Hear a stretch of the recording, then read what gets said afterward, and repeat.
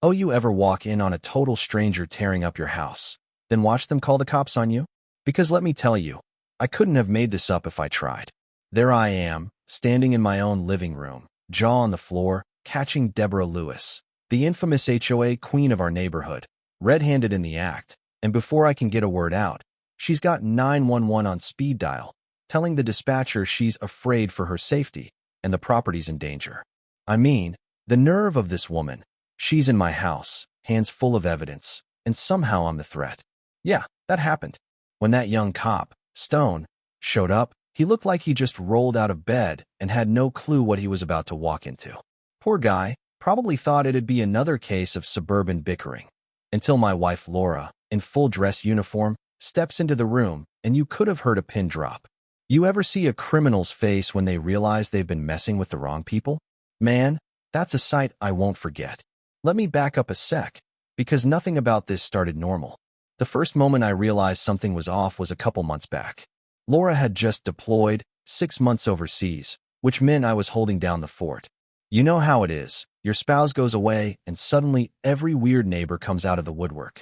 That's when Deborah appeared at my door, arms full of homemade cookies, talking a mile a minute about supporting military families and how the HOA's just so honored to help. She came across all sweet and full of advice, offering to help with HOA forms, sending her favorite contractors my way. Just the whole community advocate thing turned up to 11. It was flattering, I'll give her that. And she seemed to know everything about the neighborhood. Heck, she even brought along this guy Marcus, a supposed military neighbor, who claimed to know Laura from base. Together they made quite the pair, always showing up at just the right time, always so eager to help. But even in those first conversations, there was this undertone, like she wasn't just being friendly, she was probing. Asking about Laura's deployment schedule, our mortgage, what our long-term plans were, how much we'd invested in the place, stuff neighbors don't usually ask unless they're writing your biography.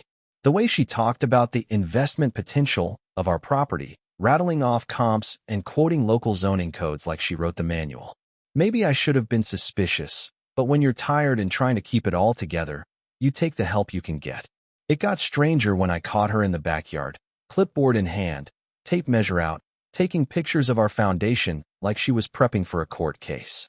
She had real estate license pins, a luxury car, equipment worth more than my car payment, but she just brushed it off, said it was routine HOA compliance. And Marcus?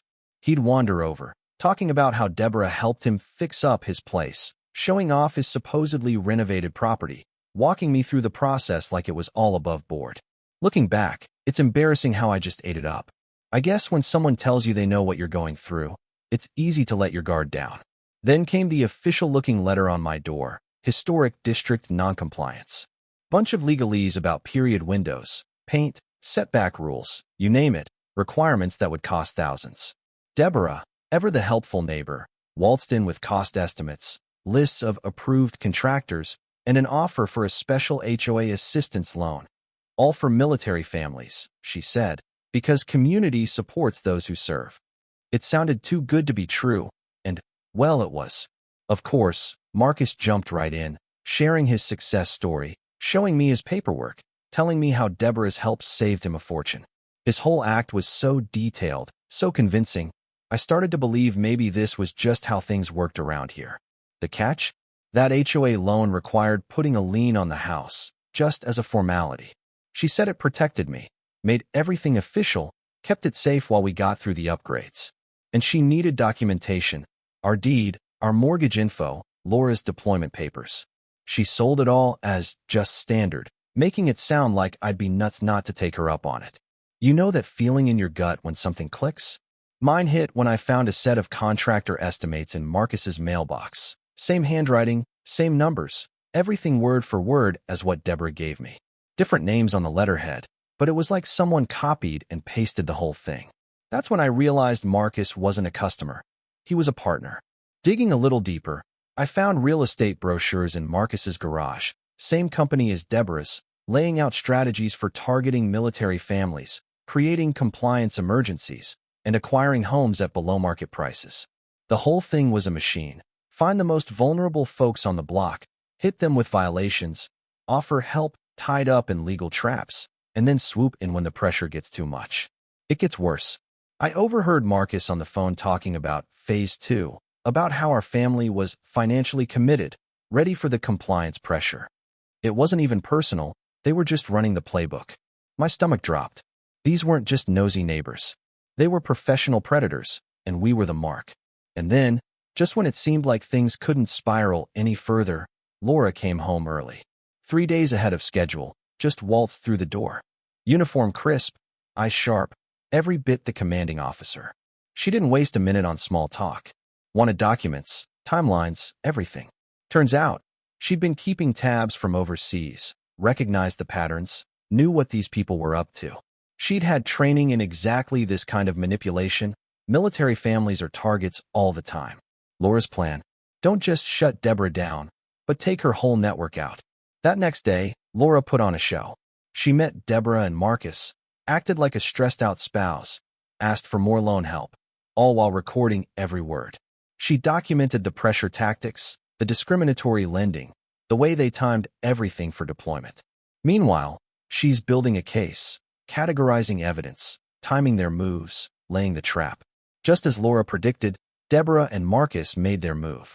They used their access rights from the loan docs to break into our house, carrying construction gear, fake inspection forms, the whole kit for a demolition job. I walked in to find them in the act, expanding foam and foundation cracks, wires pulled out, fake mold planted, all staged to make the place look condemned.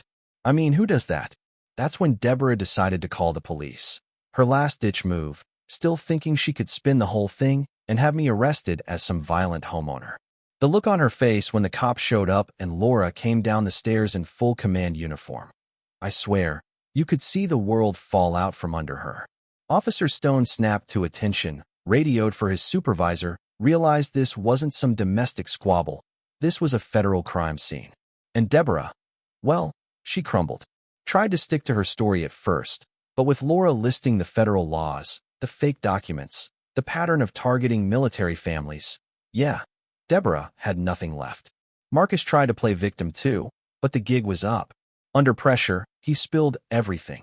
How they'd been running this scam in other neighborhoods, how the whole military support thing was just a front, how they kept files on families, used the HOA to hide their real business. They weren't the only ones, either. Turns out, a dozen other military families in the region had been targeted, some losing their homes, others pushed to the brink. The feds took over fast, investigated, prosecuted, seized Deborah's assets, shut down her development company, and dissolved the HOA under federal oversight. Marcus turned evidence, and every single family got their property rights restored and compensation for the damages. We went from living under the thumb of a helpful HOA president to finally having a real neighborhood. Community barbecues, kids playing in the street, folks watching out for each other instead of watching their backs. And you know, people ask if I regret not seeing through it sooner. Maybe. But this wasn't just some personal screw-up.